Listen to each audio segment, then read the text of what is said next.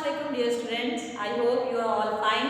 Today we are going to start a chapter number 6 Kingdom Prokaryota. Kingdom Prokaryota को Kingdom Monera भी कहते हैं। इस चैप्टर में आज का हमारा जो टॉपिक है वो है रिप्रोडक्शन इन बैक्टीरियल सेल। मैंने आपको पहले ये बात बताई है कि बैक्टीरिया जो है वो किस तरह से ग्रो कर रहा है। बैक्टीरिया जो है वो एक यूनिसेलुलर ऑर्गेनिज्म है और इसको अपनी ग्रोथ के लिए जो है वो मॉइस्चर चाहिए होता है, कार्बन डाइऑक्साइड चाहिए होता है और सनलाइट चाहिए होता है। ठीक है, इसकी प्रेजेंस में जो बैक्टीरियल सेल है वो फोटोसिंथेसिस करता है और अपने लिए फूड मटेरियल प्रिपेयर करना होता है। अब बैक्टीरियल सेल को अपनी ग्रोथ के साथ साथ रिप्रोडक्शन का प्रोसेस भी करना होता है। अब बैक्टीरियल सेल में रिप्रोडक्शन एक्चुअली जो है वो डिफरेंट कंडीशंस में होती है। कुछ कंडीशंस बैक्टीरियल सेल के लिए फेवरेबल होती है और कुछ कंडीशन बैक्टीरियल सेल के लिए अनफेवरेबल होती है। प्लांट जो बैक्टीरियल सेल है वो एक्चुअली अपने आप को एसेक्सुअल रिप्रोडक्शन के तहत जो है वो अपने आप को रिप्रोड्यूस करता है। बैक्टीरियल सेल में सेक्सुअल रिप्रोडक्शन एब्सेंट होती है, मीन टोटली मिसिंग होती है। बैक्टीरियल सेल में सेक्सुअल रिप्रोडक्शन नहीं होती। बैक्टीरियल सेल एसेक्सुअल रिप्रोडक्शन के थ्रू अपने आप को रिप्रोड्यूस कर रहा होता है। बैक्टीरियल सेल में जो रिप्रोडक्शन है वो एसेक्सुअल मेथड के थ्रू हो रही है by means of fission and by means of endospore formation. ये कंडीशन जो फिजन है ये पहली कंडीशन है। इस कंडीशन में बैक्टीरियल सेल क्या करते हैं कि जब बैक्टीरियल सेल्स को फेवरेबल कंडीशन होती है तो वो एक प्रोसेस करते हैं जो एसेक्सुअल रिप्रोडक्शन का प्रोसेस होता है और वो प्रोसेस कहलाता है binary fission. Binary fission, binary fission is a asexual reproduction in bacterial cell during favourable condition. इस प्रोसेस के दौरान बाइनरी फिजन में एक्चुअली क्या होता है कि बैक्टीरियल सेल अपने आप को दो सेल्स में या दो बैक्टीरियल सेल्स में डिवाइड कर लेता है। बाइनरी का मतलब ये है कि टू सेल्स में डिवाइड हो रहा है। फिजन का मतलब ये होता है कि स्प्लिट हो जाते हैं, टूट जाते हैं दो सेल्स में। फॉर एग्जाम्पल जैसे ये एक बैक्टीरियल सेल है, मैंने आपको स्ट्रक्चर ऑफ बैक्टीरियल सेल पढ़ाया हुआ है कि बैक्टीरियल सेल्स के अराउंड जो है वो सेल वॉल होती है, ठीक है, और सेल मेम्ब्रेन भी प्रेजेंट होती है इसमें। इसके अलावा इस सेल वॉल के सेंटर के अंदर जो है वो प्रोटोप्लाज्म मौजूद होता है। प्रोटोप्लाज्म के सेंटर के अंदर जो है वो क्रोमेटिन बॉडी होती है जिसको हम जेनेटिक मटेरियल भी कहते हैं, जो कि डीएनए मौजूद होता है इसके सेंटर में। चूंकि ये प्रोकैरियोट्स है तो इसमें जो है वो कंप्लीट न्यूक्लियर मेम्ब्रेन नहीं है, न्यूक्लियोलस नहीं है, न्यूक्लियोप्लाज्म नहीं है, बट जेनेटिक मटेरियल मौजूद है सेंटर में। इस जेनेटिक मटेरियल को हम क्रोमेटिन बॉडी भी कहते हैं। ये बैक्टीरियल सेल है। ये बैक्टीरियल सेल्स में जब फेवरेबल कंडीशन होती है तो उस कंडीशन के दौरान बैक्टीरियल सेल जो है वो अपने आप को दो सेल में डिवाइड करता है। सबसे पहले स्टेप में क्या होता है, ये जो क्रोमेटिन बॉडी है या जो उसका जेनेटिक मटेरियल है जो सेंटर में मौजूद है, ये जेनेटिक मटेरियल एक्चुअली क्या हो जाएगा, जो है रेप्लिकेट हो जाएगा, मीन रेप्लिकेशन ऑफ डीएनए होगा। सबसे पहले प्रोसेस में क्या होगा, रेप्लिकेशन ऑफ डीएनए। रेप्लिकेशन का मतलब आपको पता है कि एक जेनेटिक मटेरियल से दूसरा जेनेटिक मटेरियल भी बन जाएगा, बिल्कुल एग्जैक्ट उसकी कॉपी होगी। ठीक है, इसको हम रेप्लिकेशन कहते हैं या रेप्लिकेट हो जाना, यानी कि एक से दो बन जाना, दो कॉपीज बन जाना। तो पहले प्रोसेस में क्या होगा, रेप्लिकेशन ऑफ डीएनए।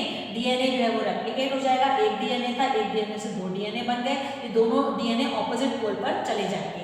फिर जो सेकंड स्टेप होगा, सेकंड स्टेप में क्या होगा, सेल वॉल के अराउंड जो है वो कंट्रैक्शन स्टार्ट हो जाएगी इस तरीके से। ये जो देखिए जो सेल वॉल इसकी बनी हुई थी, तो सेल वॉल यहाँ से जो है वो दबना शुरू हो जाएगी, यानी कि इसके बीच में दबाव पड़ना शुरू हो जाएगा।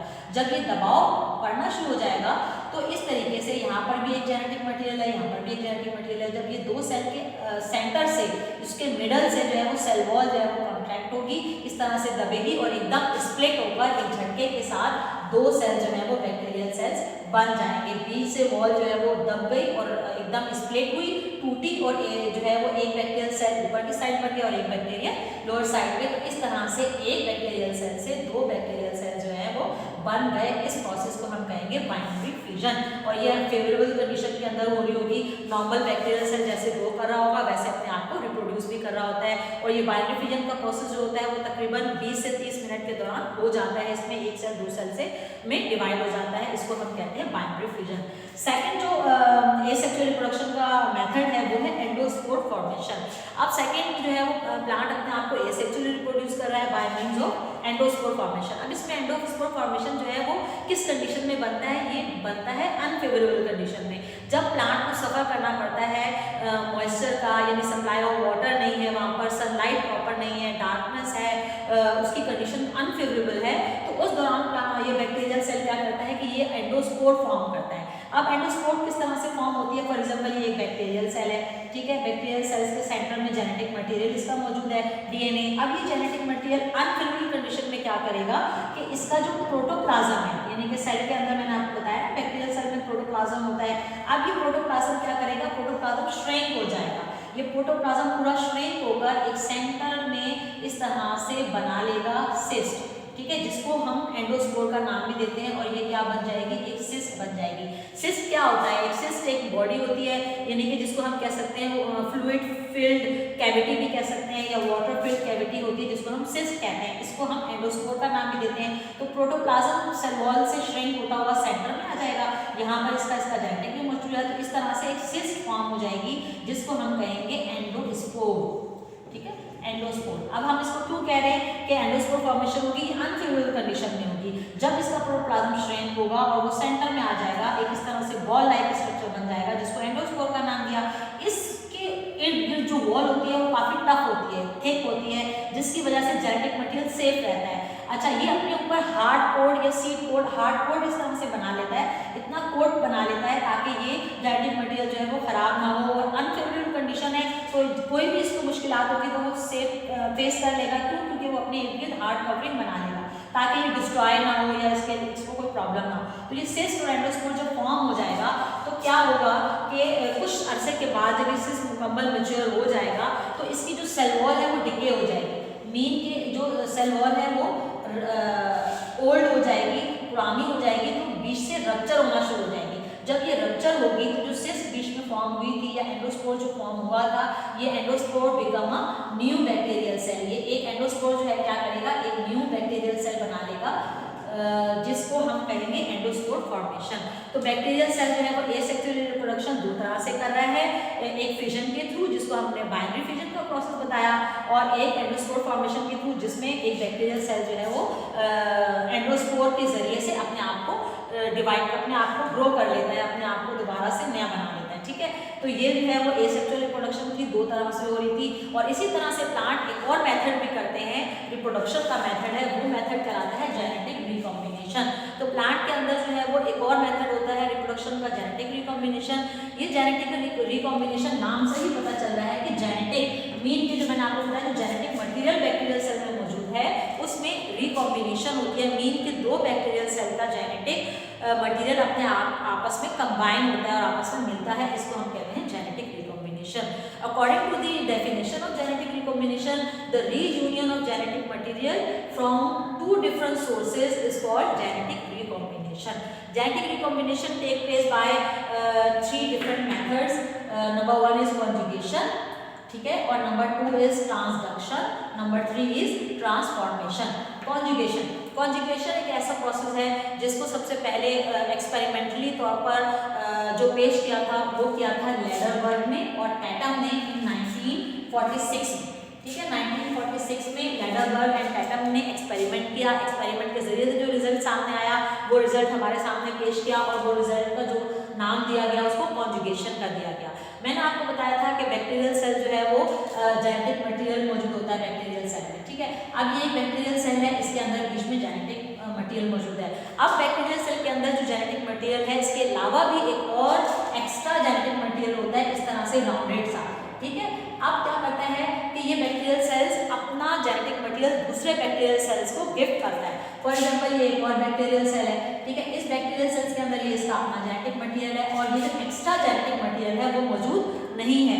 तो क्या करेगा कि ये बैक्टीरियल सेल अपना बैक्टीरियल सेल जो है वो दूसरे अपना जेनेटिक मटेरियल दूसरे बैक्टीरियल सेल को देगा। किसके थ्रू देगा? एक ट्यूब के थ्रू देगा। यहाँ पर एक ट्यूब फॉर्म हो जाती है इस तरीके से। इस ट्यूब को कहते हैं कॉन्जुगेटिंग ट्यूब, ठीक है। इसको हम कहेंगे कॉन्जुगेटिंग ट्यूब, ठीक है। इसको हम कॉन्जुगेटिंग ट्यूब भी कह रहे हैं। इस ट्यूब के थ्रू ये जेनेटिक मटेरियल जो है वो ट्रांसफर हो जाएगा दूसरे बैक्टीरियल सेल के अंदर। तो इसमें क्या हुआ कि ट्रांसफर्स ऑफ जेनेटिक मटेरियल, क्या हुआ? Transfer of genetic material through a conjugating tube, ठीक है। तो इस प्रोसेस में क्या हुआ? कॉन्जुगेटिंग ट्यूब बनती है जिससे एक जेनेटिक मटेरियल दूसरे बैक्टीरियल सेल के अंदर ट्रांसफर हो जाता है, इसको हम कहेंगे कॉन्जुगेशन का प्रोसेस। दूसरा है ट्रांसडक्शन। ट्रांसडक्शन का जो प्रोसेस है उसको लेडरबर्ग और जेंडर ने 1952 में पेश किया था। इस एक्सपेरिमेंट के थ्रू कि इसमें एक बैक्टीरियल सेल का जेनेटिक मटेरियल दूसरे बैक्टीरियल सेल्स में ट्रांसफर हो रहा है थ्रू अ थर्ड पार्टी। इसको हम थर्ड पार्टी का नाम देंगे, थर्ड पार्टी, जिसको बैक्टीरियोफेज कहते हैं। बैक्टीरियोफेज, बैक्टीरियोफेज आपने पढ़ा होगा, मैंने आपको पहले भी बताया था वैरायटी ऑफ लाइफ चैप्टर में कि बैक्टीरियोफेज क्या होते हैं। बैक्टीरियोफेज वायरसेस होते हैं जो कि बैक्टीरिया पर अटैक कर रहे होते हैं। अब क्या होता है, जब मैंने आपको लाइफ साइकिल ऑफ वायरसेस पढ़ाया था तो मैंने आपको लाइटिक साइकिल जो पढ़ाई थी उसमें यही था कि एक वायरस जो है वो जब बैक्टीरियल सेल पे अटैक करता है तो सबसे पहले उस बैक्टीरियल सेल पर होल करता है। होल करने के बाद क्या होता है, उसका जेनेटिक मटेरियल ट्रांसफर हो जाता है बैक्टीरियल सेल के अंदर। जब जेनेटिक मटेरियल ट्रांसफर होता है तो वहाँ पर फिर वो उसकी पूरी मशीनरी को संभाल लेता है। वो वायरस का ही जेनेटिक मटेरियल अपने आप को दोबारा से रेप्लिकेट करता है, वो पूरे सिस्टम को संभाल के 1 से 2, 2 से 4 बन जाता है। इस तरह से बहुत सारे वायरसेस बन जाते हैं। फिर वो वायरसेस की जो इर्द गिर्द वॉल थी वो फट जाती है और वायरसेस जो है वो बाहर रिलीज हो जाते हैं। तो ये बैक्टीरियोफेज वायरसेस जो हैं इसके थ्रू बैक्टीरिया का डीएनए भी ट्रांसफर हो रहा है। जब वो वायरस बैक्टीरियल सेल में इंजेक्ट हो जाता था तो उसमें जो बैक्टीरियल सेल का अपना डीएनए भी था वो उस वायरस के डीएनए में शामिल हो जाता है। फिर जब वो डीएनए रेप्लिकेट होगा तो उसके अंदर वायरस का डीएनए भी होगा और बैक्टीरिया का डीएनए भी होगा, जिसकी वजह से वो जितने भी बैक्टीरियल सेल बनेंगे तो उसमें वो बैक्टीरिया का जेनेटिक मटेरियल जो है वो ट्रांसफर होता चला जाएगा। तो इसलिए इस प्रोसेस को हम कहेंगे ट्रांसडक्शन। जो थर्ड प्रोसेस था वो है ट्रांसफॉर्मेशन। ट्रांसफॉर्मेशन जो है वो फ्रेड ग्रिफ्थ ने दिया था इन 1928। इसके अंदर में इस प्रोसेस में क्या होता है ट्रांसफॉर्मेशन में, इसमें भी एक बैक्टीरियल सेल का जेनेटिक मटेरियल ट्रांसफर हो रहा है दूसरे बैक्टीरियल सेल के अंदर थ्रू अ एनवायरनमेंट। अब इसमें क्या होगा, transfer of genetic material through environment, अच्छा, अब इसमें एनवायरनमेंट के थ्रू कैसे हो रहा है, इसका एक पूरा एक्सपेरिमेंट है। इस एक्सपेरिमेंट के थ्रू जो है वो क्या हुआ था, फ्रेड ग्रिफ्थ ने ये एक्सपेरिमेंट दिया था 1928 में। ये एक्सपेरिमेंट जो है वो सेकेंड ईयर की बुक में इंक्लूड है। उस बुक में क्रोमोसोम एंड डीएनए में ये बात बताई हुई है कि किस तरह से बैक्टीरियल सेल ट्रांसफर हो जाता है। इसका एक पूरा एक्सपेरिमेंट है। वो एक्सपेरिमेंट जो है वो आगे जाके मैं आपको बताऊंगी, लेकिन यहाँ तक आपको यही बात याद रखने की ज़रूरत है कि ट्रांसफॉर्मेशन एक ऐसा प्रोसेस है जिसमें एक बैक्टीरिया का जेनेटिक मटेरियल दूसरे बैक्टीरिया के सेल में ट्रांसफर हो रहा है थ्रू अ एनवायरनमेंट। इस एक्सपेरिमेंट का मैं आपको थोड़ा सा ब्रीफली एक्सप्लेन कर देती हूँ कि इसमें ये होता है कि चूहों के ऊपर ये एक्सपेरिमेंट किया गया था।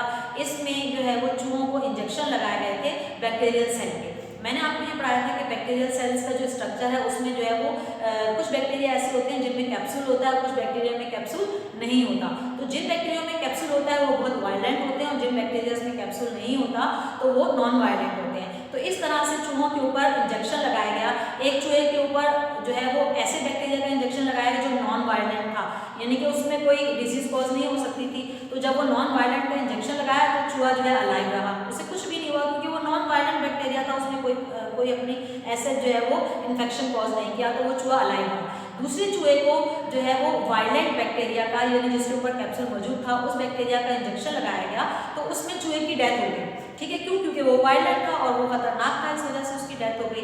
अब तीसरे चूहे पे क्या किया गया कि जो वायलेंट बैक्टीरिया था उसको हीट किल किया गया। उसको बहुत ज़्यादा हीट किल करने पर उसके जर्म्स को खत्म किया गया, उसको नॉन वायलेंट बना दिया गया, उसका इंजेक्शन लगाया गया तो चूहा अलाइव रहा। क्यों? क्योंकि हीट किल किया था, वायलेंट तो था बट हीट किल होने से वो चूहा जो है वो मरा नहीं। जो चौथा चूहा था उस पर किस तरह का इंजेक्शन लगाया गया, उसमें ये किया गया कि जो हीट किल बैक्टीरिया थे यानी कि नॉन वायलेंट हो गए थे और जो नॉर्मल नॉन वायलेंट बैक्टीरिया था उसको कुछ अरसे के लिए एक साथ रख दिया गया।